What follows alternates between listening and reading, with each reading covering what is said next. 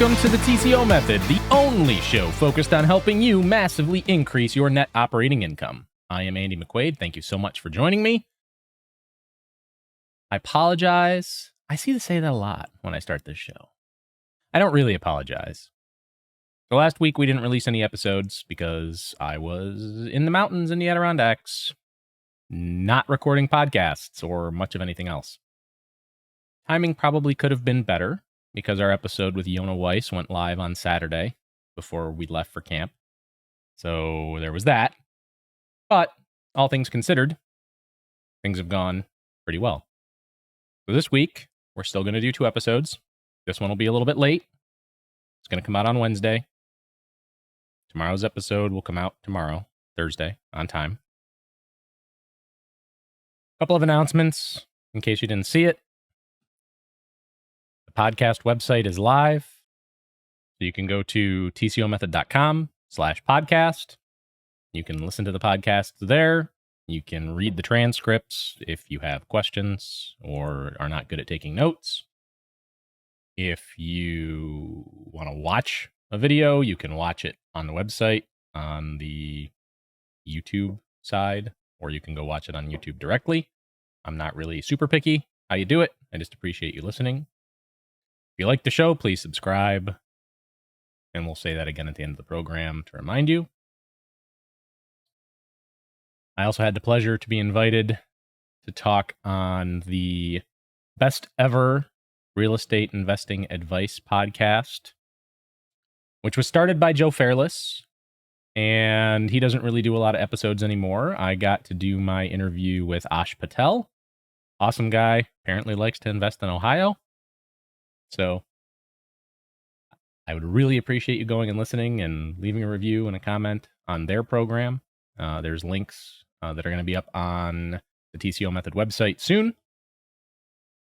Same thing if you haven't listened to the interview with Jason Ballara on the Lark Capital Know Your Why podcast. Also a very good show. Lots of awesome real estate investors that go on both of those programs. Definitely worth your time to listen and subscribe to those programs. They're great people and they just want to share information. Anyway. So today's program, I wanted to kind of elaborate a little bit on something from the Best Ever podcast. We talked a little bit about vertically integrated construction in one of the other episodes, which now people know that was actually stolen from that podcast interview. But I wanted to talk a little bit more about supply chain and where that is and how you should be building relationships with your vendors. I know we talked a little bit about it in one of the earlier episodes, but for anybody who's new listening or anybody who wants to go a little bit more in depth, there are places that you can go to learn about who's actually doing the best job of providing stuff, right? We're talking about physical product vendors now, not services, right? I know a lot of people call service providers vendors. They're not really. A vendor is somebody who sells a physical item. A service provider provides a service. Anyway. So, you go to a local real estate meetup, you network with local investors, you talk to people in the industry, you talk to people in the local market, they're going to tell you who's good at taking care of real estate and real estate investors and who understands what the needs are, right? That understands your business. You don't want to go and deal with a sales guy that doesn't know anything about your business because all he's going to try to do is sell you stuff. And it's going to be his stuff. Doesn't matter if it's the right stuff for the job. Doesn't matter if it meets your long-term goals. All they care about is selling it because they're going to get a commission check or they're going to get a bonus or they're going to get whatever. Most of the time, probably in 75 to 90% of instances, they're not looking out for your best interest as a business owner, operator, investor, whatever. They're looking out for their best interest, making their numbers so they can move on to the next sale. My biggest complaint about companies like HD Supply, Wilmar, whatever, They don't really care what you need. They just want to take the business from someone else. And they don't even understand how half the stuff they sell or more is actually used. Like, you ask them a technical question about pretty much anything that they carry. Like, what happens if, I plug widget A into widget B and, problem C happens? They're going to look at you like you just stepped out in front of traffic going 80 miles an hour. Like, deer in the headlights. Durr. They have no idea. They've probably never even used most of the stuff that they're selling you. They don't know, and they don't ask. So it's not like they're going from customer to customer asking, hey, what do you like best? What don't you? They don't care. They don't. But if you talk to the people that are already doing what you want to do or doing what you do, and you've just never had the conversation, do it. The really, really important part about building your relationships and networking and getting traction in the industry in your local market, whatever that happens to be, or whatever market you're investing in, is about using your connections and your network for something while you give back to them. Having conversations and sharing information about vendors that take good care of you. Now, most contractors are not going to be brought up in this conversation because, in case you haven't noticed, real estate investors, property managers don't like to share their subcontractors. They just don't. So it's a different type of conversation. They're not going to give you the guys that are good.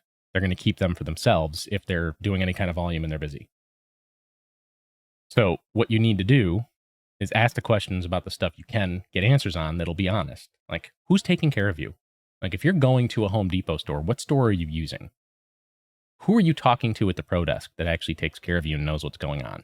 Like, those are important conversations to happen. Same thing with Lowe's. Same thing with Menards. And now that those stores are like 75% part-time on the sales floor, nobody there knows anything other than maybe one or two people at the pro desks, if you're lucky. So if you can talk to the people who are already doing business there and find out who they're using, that'll help you out immensely, because those people are going to understand what you need, how to take care of you, what your expectations are for service levels, recommend products that other guys are using, right? That's an important relationship to have. Box stores are not the right answer for everybody, by any means.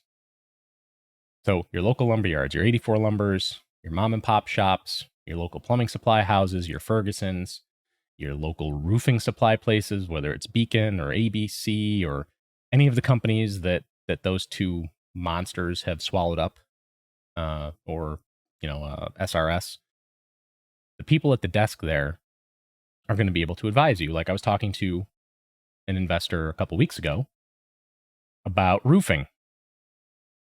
And did you know that brand X of shingle takes on a 15-year non-prorated warranty if it's installed on a multifamily residence? Doesn't matter if it's commercial multifamily with 30 apartments inside or where there's a duplex. As long as it's multifamily, they have a product that's positioned to double the non-prorated warranty if you install it on top of a multifamily apartment. None of the other brands do that. There's one brand, and they're not paying me, and I'm not going to advertise for them. But that's kind of an important detail. Another important detail is if you, as an investor or a property manager, install shingles on a second layer, you don't do a clean tear off. Yes, it saves you money. You have no warranty on the first layer or the second layer. Important detail to know. So, sorry, tangent. Anyway, but I wouldn't know about that extended warranty if it wasn't for a sales guy who was dialed in at the local roofing supply house. Like, if you're buying shingles from Home Depot or Lowe's, you're probably doing it wrong because you're putting your guys at risk to carry those things up to the roof on a ladder. Even if you rent a shingle shooter, you're still doing more than you should. Most of these mom and pop suppliers and the ABCs and Beacon Roofing Supplies and whoever else is out there will boom those shingles to the roof the day that you're doing the install. There's no reason for you to be putting guys on the ground carrying shingles. Number one, because liability sucks, and roofing liability is even worse. But number two, you need to make sure that you're making the most of the available time to get the job done. You save hours, like literal hours of time, by just having a truck knuckle boom the shingles to the roof and having the guys on the roof unload it and stage it so they can use it. It should be a no-brainer, but I see people carrying shingles up ladders all the time. Like, do you not care about these guys' backs and knees? Like, I understand that they're maybe cheaper labor and maybe they're not the most well-educated, but come on. Anyway. Same thing with any of the other products that are out there.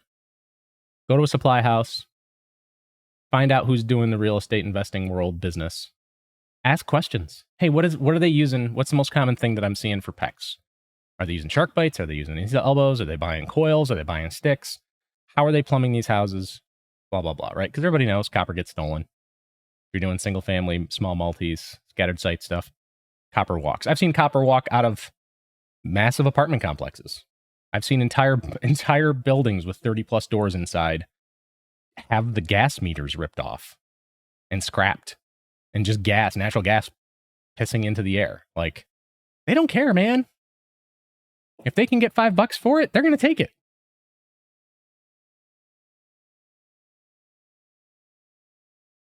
But you need to be using your network to make sure that you're making the most of your network. Like, it's one thing to have 3,000, 4,000 contacts in your phone, but if you never talk to anybody, well, why bother, right? Like, I'm the last person who should be doing this, but like, I have an email list that's like 5,000 people that I've done work with for the last 15 years that are all involved in real estate. Do you think I do a good job of emailing those people to say, hey, I have a podcast? No, I'm an idiot. I haven't done that yet. On a list of things to do. I'm just have other things I need to do, like working and making money. So that's what I do. But the long and short of it is, again, with your network, you're going to get out of it what you put into it. Okay? The other thing with your network is don't be embarrassed to ask stupid questions. Like, most of the time, they're not really stupid questions. The only time it's a stupid question is if you've asked the same question 4 different times and you're waiting for somebody to give you the answer you want. Then it's a stupid question. And you might be a stupid person. That's just reality. Like, if you're fishing for the answer you want, then why are you even asking the question, number one? And number two, why ask the question at all? Like, if you already know what the answer is, or you already think you know, and you just want confirmation, like, outside, like, did your mom not hug you enough when you were a kid? Did your dad not play ball with you outside? Do you really need somebody outside your existence to qualify that you're doing things correctly for you? Get a life. Anyway, it's going to be a shorter episode today, just because I just came back from vacation. I've got 2 of these episodes, so I can do one on Thursday. The Thursday episode will be full length. This episode will be a little shorter, and I just want people to think about how to make their vendor network better. Right? The partnership comes later. The buy-in from the vendor will come when the volume of business comes. You're always going to need buying power to get the best relationships and to get the best deals. But that doesn't mean you need the buying power up front to get good advice. Right? Start with your network of other investors doing what you do and doing what you want to do. Talk to the people who are currently where you want to be. Just like when you're picking a coach or a mentor, the people you take advice from should be qualified to give the advice. Don't take advice from people who've never done anything, who've never been successful, who've never done whatever. Like, it's one thing to get a bunch of book knowledge and read and listen to podcasts and all that other stuff. But if they've never actually done anything, why would you take advice from them? Like, it's one thing for them to say something anecdotally, like, oh, I heard on this podcast XYZ. Maybe you should check that out. But they're not qualified to leverage in as an expert because they've never actually done anything. Like, that's my biggest issue with all these internet experts, is that they read a lot, and most of the time they look for what they want to believe and not what's actually true. And then they find all these sources and they just reiterate it, but they've never put it into practice, so they don't actually know. Like, stop talking to people who don't do anything. You want to help people, you want to give them a hand up, but that doesn't mean that you take advice from someone who's not qualified to give it. Again, it's the whole red shirt going to the NFL to be an offensive line coach thing. Like, you don't do it. You can know a lot about something and still not be qualified to give advice on it. Why do you think they don't make MBAs the first year out of school CEOs of companies? How do you think it works out when they go into it with no experience at all? Like, it's one thing for them to start their own startup and, build their experience internally and build a team and do all this other stuff. Great on them. But they're putting themselves in that position, and they have to learn through the school of hard knocks, just like anybody else. But you don't see a Fortune 500 company grabbing a front line, even from Harvard. They're not grabbing people and putting them into CEO level positions. That doesn't happen. So why would you think it would be okay to take advice from somebody like that for your business? It's asinine. Anyway, as far as the materials you're using, as far as the vendors you're buying them from, nothing will get you where you want to be faster than asking your network. And it's the same thing when you're looking for a mentor or a coach. If you want to go faster, bring somebody into the fold who's already done it and already done all of the groundwork and dealt with all of the problems and been through the school of hard knocks, so you don't have to.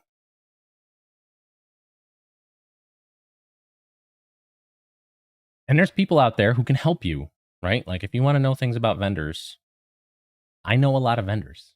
I was one. I know the companies that can follow through on what they tell you and which ones don't and can't. I also know all of the stuff for how they structure, how they sell and ship and price and pay their people, but I can't do everything for everybody. Like, your local market, your local network is probably who I go to when I'm going into a market to do a job. Like, I was in Tennessee in April. I went to a couple different real estate investors meetings, made a bunch of different connections, stopped by a bunch of different supply houses, went to the 84 Lumber that's somewhere between Knoxville and Maryville. I don't remember exactly where, but they have a truss plant and a door plant and all the crazy stuff. I wanted to see it. Not just because I used to work at an 84, or multiple different 84s, but because I wanted to see what was available in that market, because that's where I want to invest. That's where I want to put down roots at some point. So I wanted to know what was there. So I went and I looked. You need to do the same thing. And it might be just a pack of assholes who don't want to help anybody and don't want to answer questions. Then you don't shop there. You find an alternate that can do it. If it's not a chain like 84 Lumber, maybe there's a local mom and pop there, right? Talk to the other real estate investors in your network. Talk to the people at the groups. Find out who's doing a good job. Most of these investor networks have vendors locally that sponsor the group. Are they always going to be the best? No, because it's a monetary thing. And this is where being a consultant and working for the client and not for outside sources becomes important. You don't want to take advice from people who are getting paid to recommend people. You go to a real estate investors meeting, there's vendors there. Don't just take the real estate investing group's advice and, let's call it, endorsement, that's the right vendor for you. Most real estate investing groups aren't going to endorse scumbags that fall down on their face constantly and fail. They're just not. It's bad for their image. It's bad for business. There's always going to be a shyster that comes in.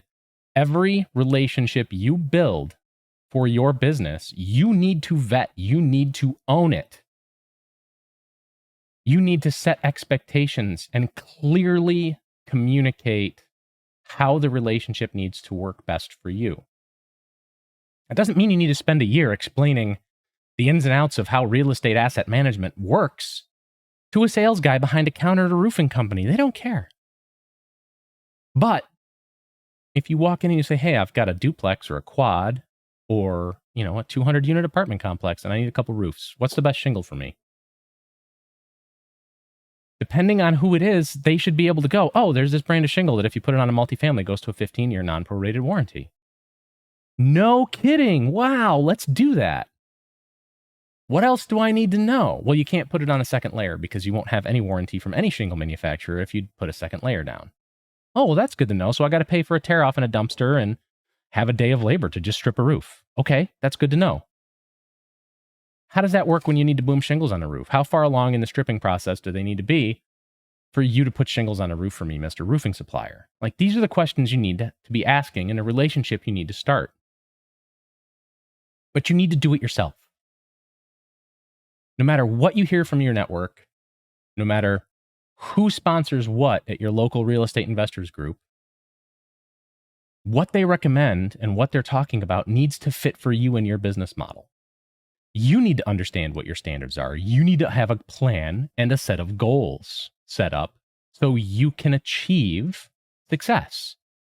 If you don't have goals, what the hell does success look like? How do you know when you're there? You just keep moving the bar? Or is it just, it's good enough, who cares? Because I'll tell you right now, it's good enough, who cares, is what costs you more money in the long run and reduces your net operating income. It's the whole purpose of the TCO method, total cost of ownership. That doesn't just mean put the cheapest thing in today and put a Band-Aid on it. Because if that was the case, I wouldn't have a job. Anybody can do that. They've been doing it for 60 or more years. The goal is to make more money over time. You can't make more money over time if you don't understand or don't know what you want it to look like. What is success? How do you gauge it and measure it?